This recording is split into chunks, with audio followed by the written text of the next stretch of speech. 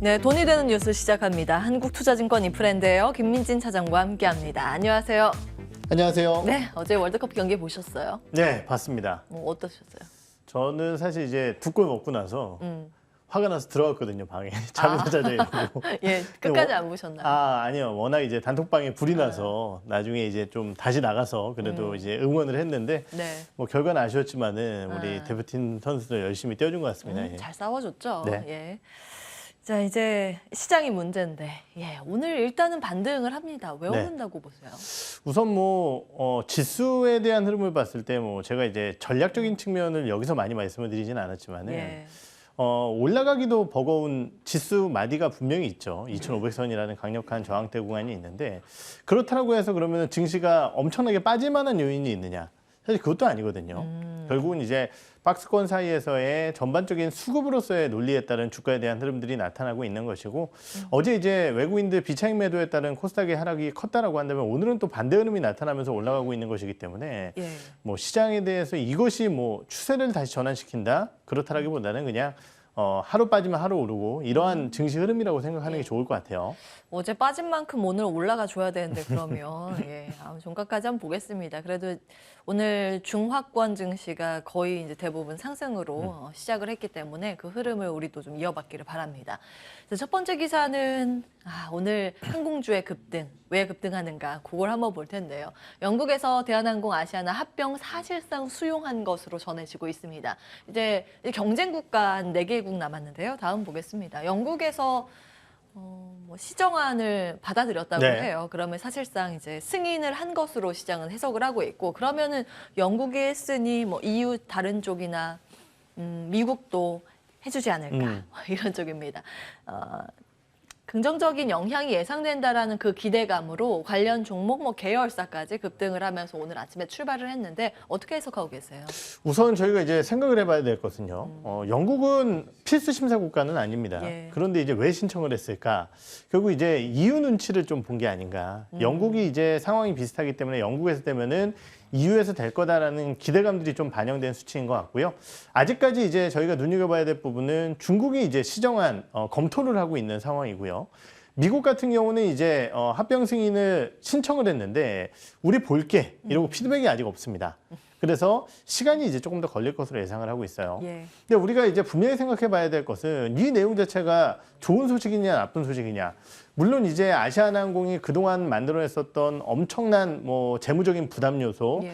이것에 대한 대한항공의 또 대응 전략 이런 것들도 생각을 해봐야겠지만은 결국은 이제 대한항공의 아시아나항공의 인수라는 것은 규모의 경제 차원이라든지 중장기적으로 봤을 때 노선의 장악력 이러한 측면으로 봤을 때 긍정적인 요인이라고 판단을 하고 있고요. 그렇기 때문에 우리가 이제 정석적인 투자 전략이라고 한다면은 피인수 기업 매수하는 게 정석적인 전략입니다. 그러다 보니까 아시아나항공이 오늘 급등하고 있는 거다라고 이해를 할 수 있을 것 같은데요. 문제는 뭐냐면은 그러면은 이제 대한항공의 이 뉴스 자체가 좋은 소식임에는 분명한데 앞으로 펀더멘탈적인 측면으로서의 대한항공의 흐름은 어떻게 될 것인가라는 부분에 고민이 필요하고요. 예. 지금 이제 사실 실적적인 측면으로 봤을 때 좀 길게 시간을 놓고 본다라고 한다면은 예. 2분기에서 3분기로 넘어가는 시점에 바뀐 게 하나 있습니다. 어떤 거요? QOQ 기준으로 화물운임이 드디어 마이너스가 났어요.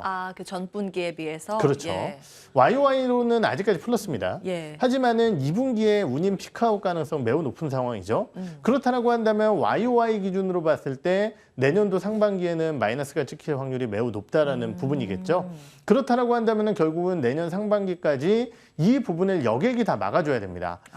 현재는 가능성은 있다라고 판단이 돼요. 왜냐면은 여객 쪽이 워낙 좋기 때문에. 예. 근데 문제는 뭐냐면은 이러한 흐름 자체가 조금은 정상화되는 시점이라고 한다면은 즉 내년도 연간 기준으로 전체적으로 실적을 살펴보게 된다라고 한다면은 예. 올해 대비해서는 감행 예상을 하고 있고요. 내후년도 실적을 본다라고 한다면은 물류 쪽에 대한 전반적인 하락이 더욱더 커지면서 올해 실적 대비 예상치 대비해서 거의 한 마이너스 40% 이상의 하락을 예상을 하고 있습니다. 그렇다라고 한다면은 대한항공과 아시아나항공의 합병 이슈는 분명히 긍정적이겠지만은 펀더멘탈, 즉 실적적인 측면으로 봤을 때 부담감은 오히려 더 커질 수 있다는 거죠. 예, 예. 그렇기 때문에 이러한 이슈들을 고려해 봤을 때는 결국 이제 단기적인 뉴스 소식에 따른 대응 전략이 조금 더 맞는 구간이 아닐까 이렇게 생각을 해봐야 될 것 같아요. 기술적인 단기 이제 트레이딩 정도로만 보자는 말씀이신 것 같은데. 네. 그러면 이렇게는 어떻게 보세요? 리오프닝으로 엮어서 좀 네. 범위로 확대해서 질문을 던지겠습니다. 오늘 사실 항공주는 뭐 합병 이슈 때문에 그렇다고 치지만 네. 항공뿐만이 아니라 뭐 면세점 이런 것들이 같이 올라가고 있거든요. 네. 그리고 어제 중화권 증시 다 밀리는데 그 안에서도 여행, 항공 이런 쪽, 카지노 이런 게 다 올랐고 간밤 미증시에서도 카지노주가 또 올랐습니다. 요 현상은 어떻게 풀이하고 계세요? 우선 이제 글로벌 이익 추정치를 살펴보게 되면은요, 이번 주 이제 굉장히 안 좋았는데요. 대부분 좋았었던 섹터들을 보면 호텔 레저 쪽이 좋았어요. 맞아요. 결국 이제 놀자 쪽이 좋다라는 부분이겠고, 예. 제가 항공주들을 못 간다라는 것은 아니고요. 뉴스 모멘텀 때문에 계속 한 번씩 움직일 겁니다. 그렇죠. 뭐가 남아 있느냐? 잘 아시다시피 중국의 리오프닝이 남아 있어요. 예. 물론 지금 제로 코로나 방역을 얘기하지만은 예, 시위도 뭐 거세다고 그러니까요. 하는데, 예. 분위기로 봤을 때 결국은 시간이 지나면은 조금씩 풀릴 거거든요. 그러면은 그러한 뉴스 모멘텀으로 항공주들은 더 올라올 수 있습니다. 다만 말씀드렸듯이 주가의 급등이 나타났을 때는 항상 우리는 실적적인 측면과 연계해서 봐야 된다는 측면이고, 그런 측면에서 봤을 때 항공주들의 실적 모멘텀이라는 것은 올해 대비해서 떨어질 가능성이 높다라는 측면에서 봤을 때 주가에 대한 상승을 어느 정도 중장기적으로 가져가기엔 좀 어렵다, 이렇게 예. 보셔야 될 것 같아요. 그 리오프닝에 대해서 전체적으로 같은 그렇죠. 맥락이에요. 네. 그러면 엔터주는 어떤지 또 여쭈겠습니다. 앞서서 리오프닝의 놀자주라는 표현을 해주셨어요. 또 다른 놀자주가 콘서트 관련해서 엔터 기업이지 않을까 네. 싶은데 오늘 엔터 기업들의 흐름도 괜찮고 최근 들어서 수급 데이터 보면 외국인이 돌아가면서 엔터 기업들을 산단 말이에요. 네. 투자 의견은 뭐 같은지 여쭈고 싶습니다. 그렇죠. 단기적으로 이제 엔터주들 같은 경우는 뭐가 좋았냐면요. 실적이 어마어마했어요. 3분기 기준으로 봤을 때. 물론 이제 네. 기업들마다 좀 차이가 있겠지만은 실적이 좋았습니다. 그런데 이제 전반적으로 성장주라든지 아니면은 코로나19 상황이라든지 이러한 부분들 때문에 그 실적이 주가에 반영이 못 됐었다라는 거죠. 다만 이제 우리가 생각해 봐야 될 부분은 그러면 이제 중국이 문 열면 우리나라 엔터주들 실적 엄청 좋아질 거냐? 그거는 아니에요. 그래요. 물론 이제 중국 쪽에 익스포저가 높은 뭐 과거부터 SM이 이제 조금 중국 쪽의 익스포저는 높았지만은 예. 지금 우리나라 엔터주들은 중국이 문 여는 것은 뉴스적인 모멘텀의 하나의 일환이라고 생각을 하고요. 그것보다 우리가 더 중요하게 여겨야 될 것은 글로벌 시장 내에서 우리나라 그룹들에 대한 전반적인 앱업 판매가 엄청나게 늘어나고 있다는 부분입니다. 그렇기 때문에 전반적으로 엔터주들 같은 경우는 중국 뉴스는 플러스 알파, 그것을 제외하고도 좋다, 이렇게 판단을 하고 있어요. 지금 그러니까 매수 의견인지 여쭈고 싶습니다. 어떤 종목 보시는지도 궁금하고요. 네, 실적적인 측면을 봤을 때는 JYP엔터 가장 좋게 보고 있는 상황이고, 예. 다만 이제 주가가 급락했다라는 측면에서 봤을 때는 하이브라는 기업과 디어유라는 기업도 모멘텀이 있겠죠. 예. 특히 하이브 같은 경우는 BTS의 전반적인 영향력이 낮아지고 있다는 점도 저는 밸류에이션의 할증 요인이라고 생각을 하기 때문에 예. 해당 기업들은 모두 다 긍정적으로 보고 있습니다. 엔터 기업을 긍정적으로 보셨습니다. 물론 이제 키워드는 리오프닝보다 다른 부분에 더 초점을 맞추셨지만요. 엔터 기업에 대한 투자 의견 정리를 해봤습니다. 그 중국에 대한 부분을 어떻게 해석하시는지 좀 궁금하거든요. 거기는 아무래도 이제 정치적인 문제고, 예. 저는 이제 사실은 이제 언젠가는 문을 열 거다 이런 얘기를 했지만은 굉장히 보수적으로 생각을 합니다. 이런 쪽 같은 경우는. 지금 리오프닝에 기대감을 거는 게 생각보다 뭐 시위도 있고 해서 문을 좀 일찍 열지 않을까라는 부분인데 거기에 대해서는 동의를 안 하시는. 그렇죠. 그러니까 그런 것들이 나오면은 플러스 알파인 종목군들을 찾아야 된다는 예. 입장인 거죠. 그러니까 그거에 매몰돼서 우리가 중국이 문 열 거야 하고 중국 관련주들만 보는 것이 아니라 그런 것들이 없음에도 불구하고 실적이 괜찮고 거기에 예. 중국이 문 열면 플러스 알파가 되는 게 없대요. 왜냐면은 중국이라는 국가는요, 뭐 잘 아시다시피 이제 공산당 예. 국가이고 공산국가죠. 예. 그러다 보니까 결국은 이제 우리가 예상하지 못했었던 그 이상의 일들이 벌어지게 됩니다. 예. 그러면은 우리가 가지고 있는 일반적인 국가에 대한 전반적인 흐름을 가지고 예측을 하기 어렵다라는 거죠. 그렇기 때문에 말씀드렸듯이 문이 열릴 거야, 언젠간 열리겠죠. 하지만은 그것을 단계적으로 기대감으로 끌고 올 필요는 없지 않을까. 그리고 다만 이제 뉴스적인 측면에서 정말 중국의 모멘텀 그리고 중국의 입장이 바뀌게 된다라고 한다면은 그때는 뛰어드는 전략이 맞다라고 판단을 하고 있습니다. 아, 확인을 하고 보자는 네. 관점입니다. 우리의 시각으로 그들의 정치적인 부분을 해석하기는 어려울 것 그렇죠. 같다. 이런 관점에서 이제 조심스러운 관측을 주신 겁니다. 참고해 보도록 하고요. 다음 기사 열고 이야기 이어가겠습니다. 자, 쿠팡 혁신 시즌 2는 로봇인가? 현금 5조 쏟아붓는다 이런 소식인데 지난번에 실적 발표했을 때 다 놀랐잖아요. 네. 전 세계가 놀랐습니다. 쿠팡이 생각보다 빠르게 흑자를 냈습니다. 뭐 만년 적자 이 꼬리표를 그렇죠. 이번에 드디어 뗀 건데 이제 이익을 내기 시작했으니 앞으로 좀 가파른 이익이 나지 않을까라는 관점 하나 그리고 이제 물류 로봇 등에 대해서 투입을 한다는 소식 때문에 다시 이제 로봇을 볼 때가 되었는가에 대한 포인트 하나입니다. 어떻게 보세요? 우선 이제 오늘 이런 뉴스 소식이 나왔음에도 불구하고 로봇 관련주들의 주가는 사실 약해요? 그렇게 좋지는 못한 상황이에요. 하지만 이제 우리가 눈여겨봐야 될 부분은 이러한 얘기들이 그럼 과연 쿠팡만 나올 것이냐? 저는 그렇지 않다라고 생각을 합니다.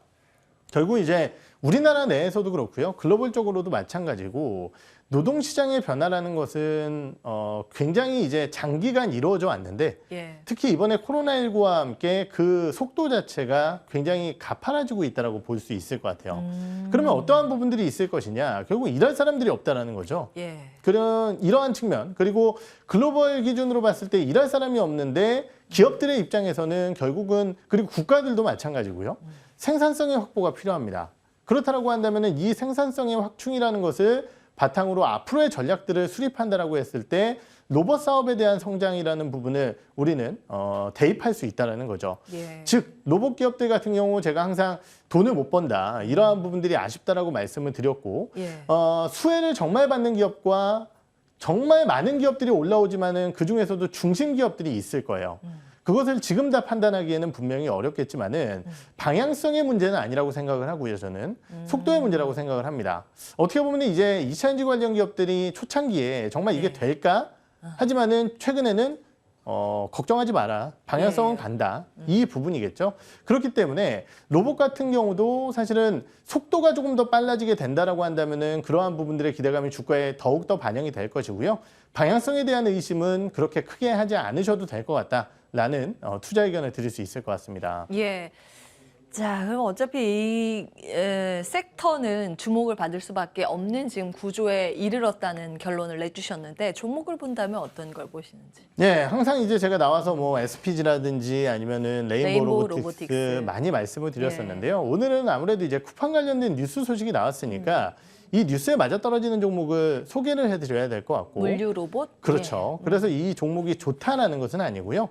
현대무백스라는 기업이 이 뉴스와 가장 맞아떨어지는 기업이다라고 볼 수 있을 것 장 같아요. 초반에 그래서 급등을 했었죠. 그렇죠. 물론 이제 주가가 거의 다 상승폭을 반납하긴 했었지만은 왜 그러냐. 결국 이제 현대무백스라는 기업은 현대 엘리베이터 계열사 내에서 떨어져 나온 사업부 분할을 해서 나온 물류자동 그리고 여러 가지 이제 승강기 관련된 그리고 그룹사 내에 SI를 담당하는 사업부로 나눠져 있는 기업입니다.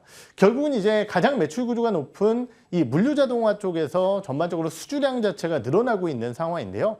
왜 쿠팡 관련주냐? 지금 이제 아까 얘기했었던 5조 원가량의 투자는 앞으로 하겠다라는 부분이고 이미 이제 물류자동화 서비스를 대구 쪽에 진행을 했었죠.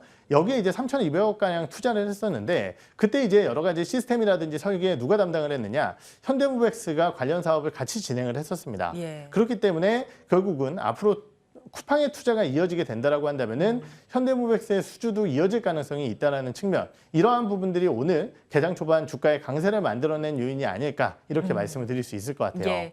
이제 로봇 테마라고 하면 그 안에서 세부 항목이 좀 존재합니다. 물류에 들어가는 로봇과 서비스 로봇이 네. 있고 공장 자동화 로봇이 또 따로 있습니다. 그 중에서 이제 물류 대표적인 기업 현대무백스를 말씀을 주셨고 여기에 연관된 기업이라고 말씀 주셨습니다. 제가 궁금한 건 개인적으로 로봇 보고 투자를 한다면 이 종목에 투자를 하시겠습니까? 그동안 그 서비스 로봇 쪽이죠. SPG, 관절 네. 관련 기업. 레인보우 로보틱스, 이거는 가족용인가요? 예, 이런 종목을 보시겠습니까? 사실 이제 로봇의 종류라는 게 이제 워낙 많고 결국은 이제 이 우리가 흔히 얘기하는 로봇이라는 게 물류 로봇부터 시작한 게 맞아요. 여기서 얘기하는 물류 로봇이라는 것은 그냥 움직이는 물류 로봇이 아니라 자체적으로 컨베이어 벨트 내에서 이제 패널이라든지 이런 것들을 옮겨주는 로봇부터 시작을 했습니다. 사실상 여기 수요가 그동안 많았기 때문에 그렇죠. 예, 수익을 내려면 여기부터 뛰어들 수밖에 없는 그동안의 구조였습니다. 그렇죠. 예. 그 이후에 결국은 이제 관절 로봇이라든지 아니면 인간형 로봇 이런 것들이 이제 나타나야 되기 때문에 뭐 어느 쪽에 대한 우위를 말씀드리기는 어렵겠지만은 물류 자동화 시스템 쪽에서 가장 우리가 눈여겨봐야 될 기업은 사실 이제 SFA라는 기업이고요. 아, 예. 그렇지만 이제 이 기업 같은 경우는 디스플레이 쪽 산업과 연관되어 있기 때문에 제가 이제 자주 말씀을 못 드리는 것뿐이지 예. 가장 대표 주자라고 볼 수 있을 것 같고요. 그 외에 관절 로봇이라든지 아니면은 로봇에 들어가는 필수 부품이라든지 이런 것들을 고려하게 된다라고 한다면은 역시 뭐 SPG라든지 아니면은 레인보우 로보틱스 이런 기업들을 좀 봐야 될 것 같습니다. 네, 왠지 투자는 그동안 말씀 주셨던 쪽에 더 큰 점수를 주실 것 같아서 추가 질문 드려봤습니다. 참고하시면 되겠고요. 다음 기사 열고 자 마지막 이야기를 좀 나눠보겠습니다. 투자 대신 현금을 택한 DB하이텍. 예, 3분기 실적이 좋았던 건 다 알고 계실 겁니다. 다음 보겠습니다. 일단 이익단도 굉장히 탄탄한 기업이에요. 반도체임에도 불구하고 파운드리 몇 안 되는 기업이기도 하고요. 업황 자체가 좋잖아요. 그리고 대규모 증설에 대해서 요거를 이제 예측을 했었는데 여기는 신중한 접근하고 일단은 현금을 쌓아놓고 있는 구조입니다. 어떻게 해석하세요? 저는 괜찮은 전략이라고 생각을 하는데 예. 앞으로가 문제겠죠. 왜냐면은 8인치 파운드리를 추가적으로 투자하기엔 좀 애매합니다. 왜냐면 전방 산업이 지금 차갑게 식고 있는 상황이고 예. 거기에 대해서 8인치 파운드리 쇼티지 났었던 가장 큰 이유 중에 하나는 장비 업체들이 8인치 파운드리 장비 안 만들었기 때문이거든요. 왜냐면은 대기업, 큰 기업들 같은 경우는 12인치 파운드리 하기 때문에 관련 장비 쪽 거의 신경을 안 썼습니다. 예. 그런데 8인치 워낙 좋다 보니까 관련 장비 조금씩 나오기 시작을 했어요. 그러면은 공급은 늘어날 수 있는데 앞에 전방 산업의 수요는 줄어든다? 투자를 안 하는 게 맞을 수도 있습니다. 예. 그러면은 이제 과연 DB하이텍이 12인치 파운드리 투자를 할 거냐? 그것도 애매하거든요. 왜냐면은 큰 기업들하고 경쟁하기가 예. 분명히 부담이에요. 거기 강자가 어디죠? 지금 뭐 삼성전자나 이런 기업들 다 12인치입니다. 하고 있죠. TSMC나 이런 예. 쪽들이. 네, 고도화된 기술이 필요한 쪽이에요. 그렇죠. 그렇기 때문에 이러한 부분들에 대한 부담감이 있기 때문에 투자를 안 한다라고 욕할 필요는 없을 것 같아요. 예. 근데 이제 문제는 뭐냐면은 앞으로 DB하이텍 그럼 너네 뭐 먹고 살래? 이것이 정말 골치가 아파진 거라는 거죠. 그럼 적어도 뭐 먹고 살래에 대한 답을 정확하게 내려줄 수는 없다라고 한다면은 예. DB하이텍 입장에서는 그 돈을 가지고 주주들을 달래는 쪽에 전략적인 부분들을 펼쳐야 되지 않을까라는 생각이 들고 예. 지금 뭐 단기 금융 상품이라든지 정기예금 이런 쪽 늘어난다라는 기사가 보도됐지만은 예. 말씀드렸듯이 이러한 부분들을 가지고 정말 고민을 하고 그리고 아까 말씀드렸듯이 그 고민이 결국은 불확실한 사업 내에서 투자를 진행하지 못한다라고 한다면은 주주 환원 정책의 확대로 좀 이어지게 된다라고 한다면은 주가적인 모멘텀이 될 수 있지 않을까 이렇게 생각을 하고 있습니다. 예.